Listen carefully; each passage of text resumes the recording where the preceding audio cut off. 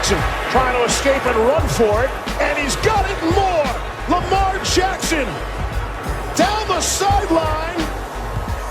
Will they give it to him? They will. Touchdown, Baltimore.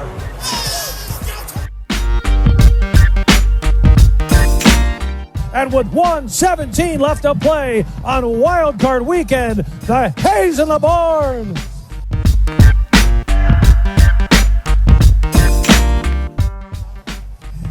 Oh my God! I wish you guys could. I wish we had a camera in here so you could see what we're doing. We're just a bunch of clowns in here. How much fun is that?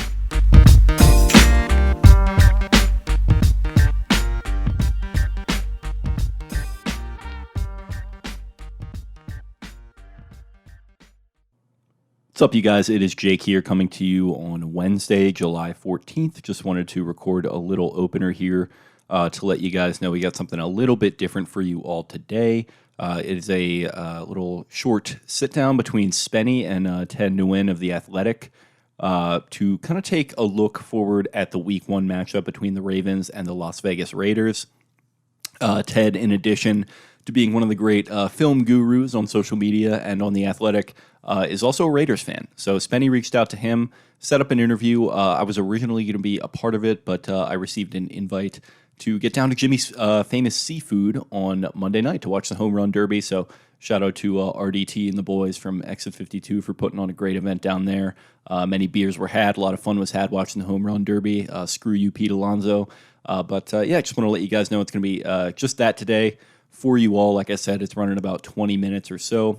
So that is going to be our early week episode. We will be back later in the week, probably with like a mailbag or something, a little bit more standard type of episode. So until then, hope you guys enjoy Spenny's chat with Ted Nguyen of The Athletic. Here it is.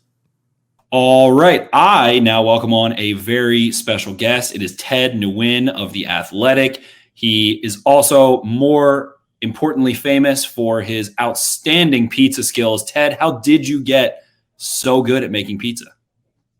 Oh man, just tons of practice. I eat pizza like every other day. I just got kind of obsessed with doing it. I just have addictive personality. So if I get into something, I'm just gonna keep doing it. And I just kept on getting better at making pizzas every day. A true football guy through and through. Most of them do have addictive personalities. Full disclosure, right before we started recording, I asked Ted, I was like, I hope you don't mind with the Derby on. He was like, oh, no, I don't care. I'm strictly a football guy, which is what we love to hear. But so we're bringing Ted on here to talk Raiders, the opening primetime game in Allegiant Stadium with fans, Week 1 at the Las Vegas Raiders for the Baltimore Ravens. So what would you say grand scale, Ted? Well, actually, first I want to get into your background a little bit and how you grew to love this sport so much, and just give us a little background story on how it all started. Yeah, I mean, my family, they were Niner fans actually growing up, and I started watching football just because my family would watch football. But then I decided to deviate from their favorite team and became a Raider fan. Grew up in the Bay Area. I love black, so their uniforms really appealed to me. So I became a Raider fan that way, and just fell in love with the sport. I started a kid in middle school saw me play football during lunch one day and thought I was fast and asked me to join the team. So I joined my first tackle football team in the 8th grade and played through high school. And after high school, I went back to coach. My old coach asked me to come back and help out, so I decided to do it. I fell in love with coaching. So I did that for a while. And while I was coaching, I got my teaching credential, I got my degree, and I was teaching for a while, and I started a blog just for fun about the Raiders. And I didn't think anything of it. I was just doing it for fun for my friends. And eventually it kind of blew up and got bigger and bigger. And I figured I could do this full time as a job. And, I had a starving artist phase for a couple of years where, it was tough finding work and people were barely paying you for articles or anything. And then I got hired at The Athletic, and it's been a dream come true since. Well, love to hear it. Love to hear that you stuck true. It's hard. You have two such classic color schemes and uniforms to pick from. You leaned a little bit towards the black, but that's awesome. A ton of people, managing editor of the Baltimore Beatdown, Kyle Barber. I want to give him a little credit. He just got hired by the Baltimore Ravens. So yeah, that starving artist phase is tough And a lot of people go through it, but it makes you better. It makes you stronger. And if you can make it through that, then you can make it through anything. Similarly to how the Raiders made their way out of Oakland, which was devastating to many, and into that beautiful, beautiful Darth Vader gigantic bowl of a stadium. And what is the general scape right now of excitement, and what is going on with Allegiant Stadium able to have fans for the first time?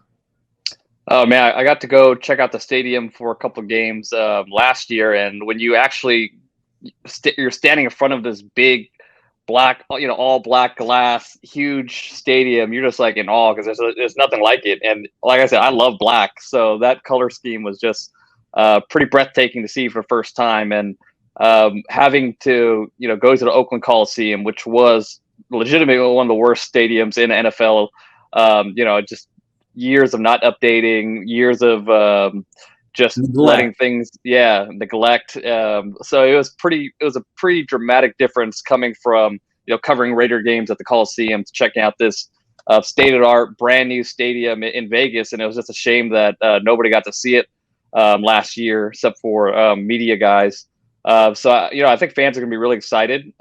Ticket prices are up pretty high right now, except for the Bengals game for some reason. But but yeah, it's an amazing stadium. It was a little eerie and weird watching games with absolutely nobody in the stands, but fans are going to love the stadium.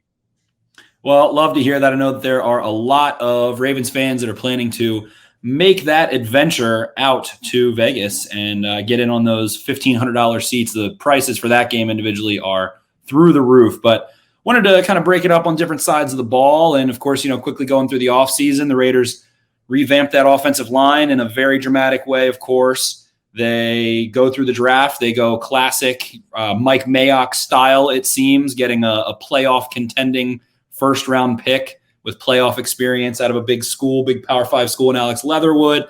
End up with a great steal in Javon Merrick and have an outstanding sort of 1-2 pick where a lot of people thought it would have gone differently, and then adding another couple pieces while trying to completely revamp that offensive line, which I don't think a ton of people saw coming. So how is Greg Olsen's side of the ball shaping up to grow from last year, as well as potentially be a little bit different? I think Greg Olsen's also maybe one of the most quiet offensive coordinators in the NFL. No one really talks about it. I guess Gruden steals the show, but what's going on that side of the ball this year, Ted, do you think?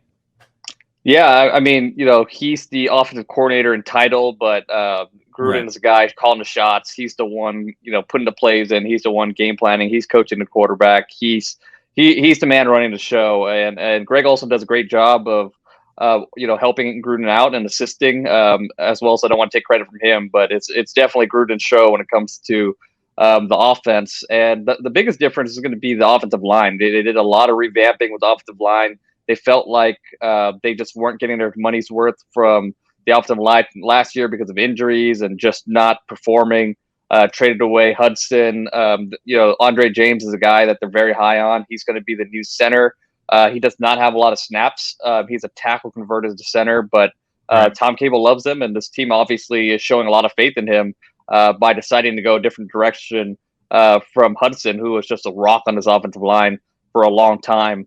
Denzel Good is back. He had a really good last season filling in for, he filled in a right tackle, he filled in a right guard, and he played well in both positions. So he'll be the starting guard this year. Richie Incognito was injured last season, but he when he played the year before in 2019, he was legitimately one of the best guards in the NFL, but he is getting up there in age. So if he could stay in the field, I have confidence he'll be one of the better guards in the league.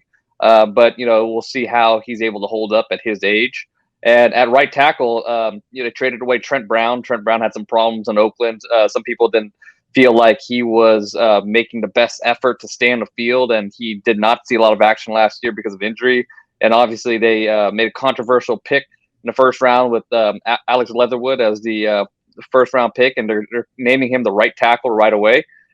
So we'll see how it goes. He has a lot of tools, but obviously his film was a little inconsistent, which is why he wasn't universally seen as a first round pick. Right. Leatherwood is one of, if not not the best, but one of the top, run blocking, capable, mauling downhill offensive linemen. And do you think that the Raiders are going to deploy a little bit more gap power man scheme this year, or they're going to continue that healthy mix that they've had previously? I think they're going to be a mix of both. I think Leatherwood is a very good athlete.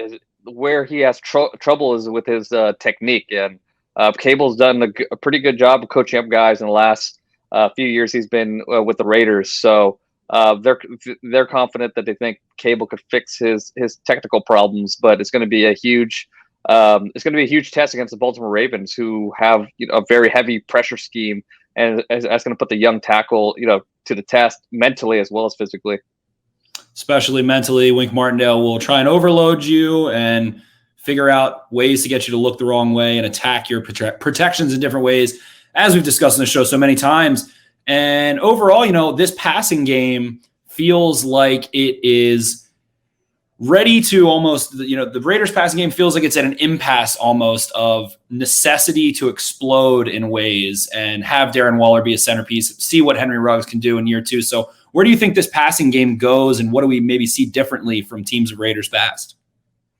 Yeah, I think Ruggs was, he did have some trouble adjusting to the league because he just wasn't strong enough, and he put a lot of emphasis on getting bigger this offseason, and gained 10 pounds. Reportedly, hey, it looks pretty good in training camp, but you can say that about anybody at this time of the year.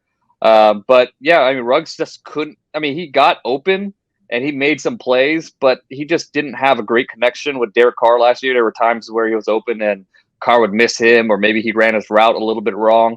And some of that has to do with the fact that they didn't have training camp together.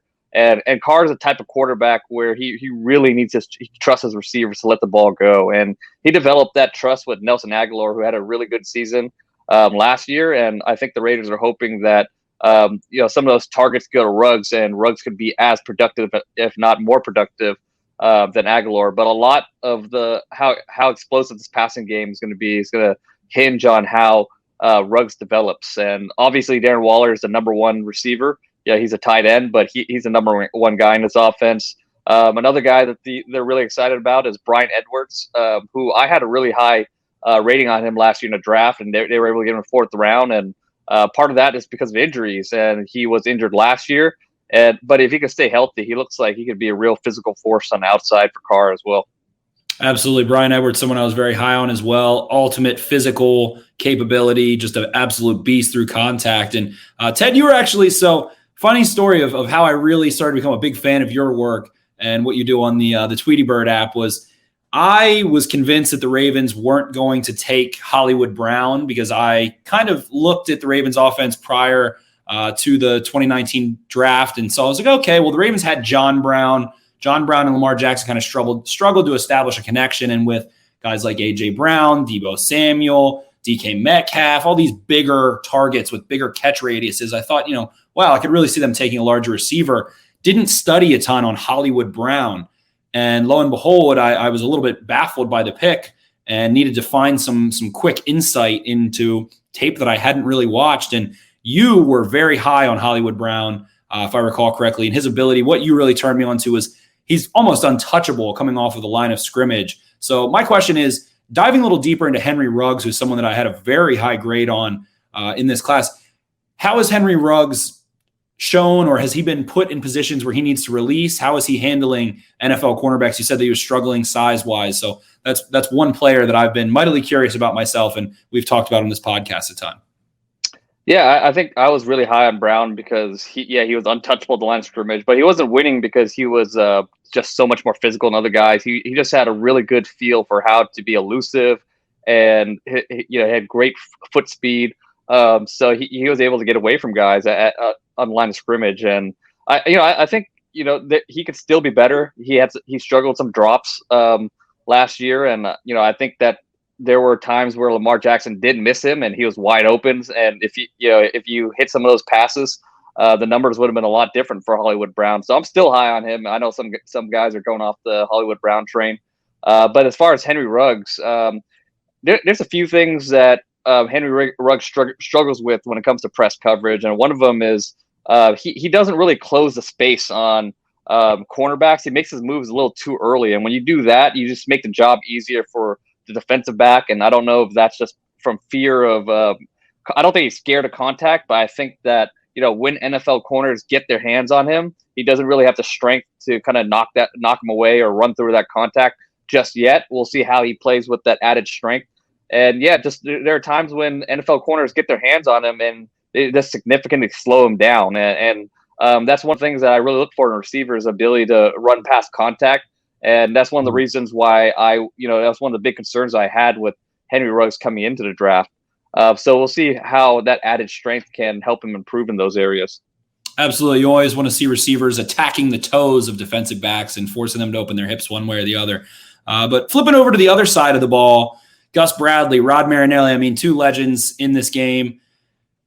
A lot of turnover. Trevon Merrick, someone that I was mightily excited about. I think he was definitely higher on kind of the media consensus board and mocked into the first round a ton. Feels like a huge addition to this defense. So conversely, what are the feelings about a defense that has now been, towards the bottom of EPA allowed and been just struggling for the last couple of years, and how they're going to turn that around? They've invested a ton of resources into it. So where do you see them improving schematically and maybe just from a philosophical standpoint? One of the the Raiders defense has been bad for a long time, and it's almost impressive how how consistent it's been, because one of the things that we figured out just through looking at years is defense is it varies a lot. So you could be a top 5 defense one year, you could be a bottom 5 defense one year, and it moves around a lot. But with the Raiders, they've been consistently at the bottom 5 for a long time. And one of the problems that players talked about last year was Paul Guenther's defense was just a little too complicated, and it was hard for them to pick up. It was hard for them to execute. They were thinking too much. And with Gus Bradley, you get the total opposite approach. You get a very simple approach that doesn't bog you down with scheme. They believe in having players play, think fast and execute fast. So we'll see how see if it really translates on the field, and if Gus Bradley can get these guys to play faster than they have been. And diving into the secondary, it feels like a secondary that has had consistent investment over time in draft capital, especially. So where are things going to shake out? I know Jonathan Abram has been a very polarizing talent in ways, while also struggling in coverage at times, and the investments that they've made at cornerback. And how do you think things are going to get shaken up on the back end? Yeah, so they have invested a lot of capital in the secondary. Abram is obviously kind of a hit or miss type of player. He makes big plays, but he also gives up big plays because of his aggression. But hopefully with him playing more in the box, because he's going to play that Cam Chancellor classic strong safety role, where he won't be asked to play deep as often. Hopefully that will negate some of those bad plays. He definitely has the ability to be a playmaker. Just, he's got to understand when to take chances and when he can't take chances. Trayvon Mullen is a corner they drafted in the second round, who is developing pretty nicely. I think he could be a good, solid corner. I don't know if he'll ever be an elite corner, but I think he could be a good, solid corner for them. And last year's pick, Damon Arnett, things aren't looking too great for him. He, right now, Casey Hayward, who they signed in free agency and who has played for Gus Bradley, looks like he's going to be the starter. That might be a move just because they want to kind of, light a fire under his ass and get him to get going. But right now, Hayward, who didn't have a great year last year, who needs to bounce back, is the starter. So that's not a good sign for Arnett, who was seen as a reach in the first round last year. Absolutely. And one of the players that I think I wasn't quite as high as Mayock and Gruden were apparently, but one of the players I'm very curious to see, especially with this rotation of pass rushers that Mayock and company have brought in, is Clelin Ferrell, and someone that I was extremely high on with heavy hands and strong intuition against the run and intelligence, frankly, but had a better year last year, certainly, and showed some real flash at times, but it feels like there's just going to be a very heavy rotation. Where do you see him, a super high draft pick that I think surprised a lot of people at the time? People had him falling, into the 15, 20, 25 range. How do you see Cleveland Farrell shaping into this pass rush, and what do you see this pass rush turning into over time as the season progresses, now that you've been able to study some Gus Bradley and know what Rod Marinelli likes to do and all that good stuff? Yeah, so Farrell is kind of a victim of where he was drafted, because I think he's a very solid player. I thought he was a solid player coming into the draft. I did not think he was anywhere close to being a top 10 pick, let alone a top 5 pick. So, when you're picked that high, the expectations are going to be very, very high for you. People are expecting him, if you're drafted in top 5, you got to be a guy that challenges for double-digit sacks every year. I don't think he'll be that guy. I think he'll be a guy that maybe gets around 5 to 8 sacks and is borderline elite against the run, which is what he's shown. And he could kick inside and pass rush from the inside at times too. I think that's the ceiling for him. I don't think he's going to ever be a guy that will sack the quarterback 12, 13 times in a season, and that's not really what you want in a top 5 pick. But he was drafted there. I think he's going to be a solid player. I think the Raiders really missed him as far as their run defense when he was injured last year. But when it comes to fitting in this defense, he fits that role of a big end, because Gus Bradley usually has a big end and a Leo or weak side end, and the big end lines up on the tight end side, and he has to be strong against the run, and that's what Farrell does. So he could potentially be a starter next year, even with the addition of Giannis Ngakoue. And as you watch a lot of Ngakoue last season. He's not a great run defender. So it seems like the plan might be to start Farrell at the strong side end position, and to start Ngakoue at the weak side end position. But Ngakoue did add some weight this season, so there might be a chance that Farrell hits the bench, and they might start Ngakoue at the big end and just sacrifice the run defense to have 2 legit pass rushers with Max Crosby and Ngakoue out there at the same time. Absolutely. Max Crosby, maybe one of the most underrated players in the entire NFL right now. You can absolutely use him for this answer, but who do you feel like is the make or break X factor, or even positional group, if you want to, going into the season on that Raiders defense? I think Morey could potentially be a big impact player in this defense. They really didn't have a middle of the field type of player on the roster, and I was very high in Morey coming into the draft, and Likewise. I think the rumor was that he dropped because of a potential back injury, but Right. So far he's looked really healthy while in Las Vegas. So if he's 100% healthy, I think that's an absolute steal in the second round. He didn't play in a one high system for TCU, but you saw ball skills. He takes really good angles.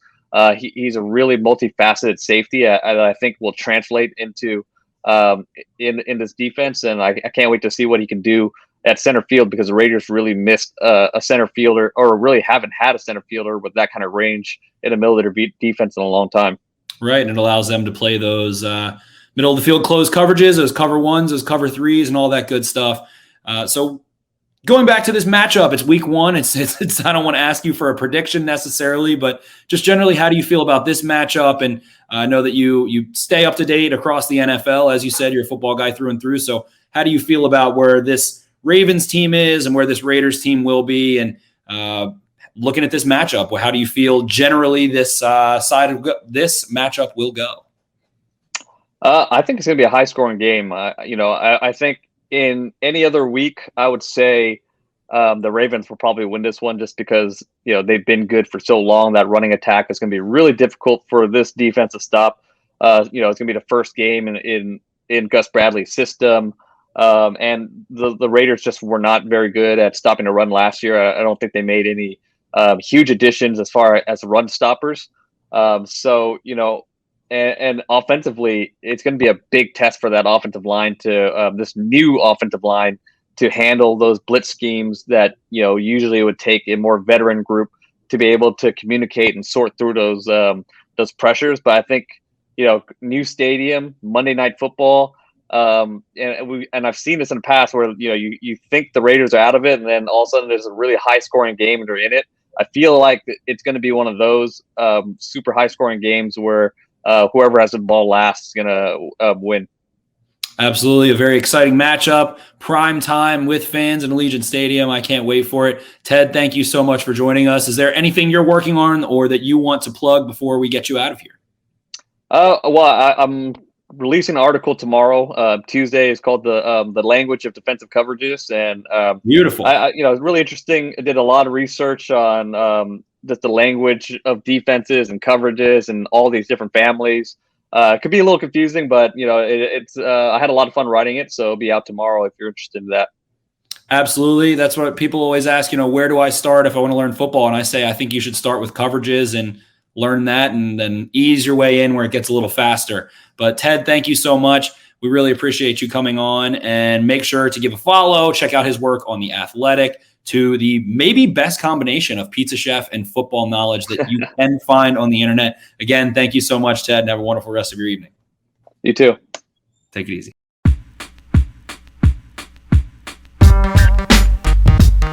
Gorlami. Gorlami. Arrivederci. Arrivederci. Arrivederci. Arrivederci.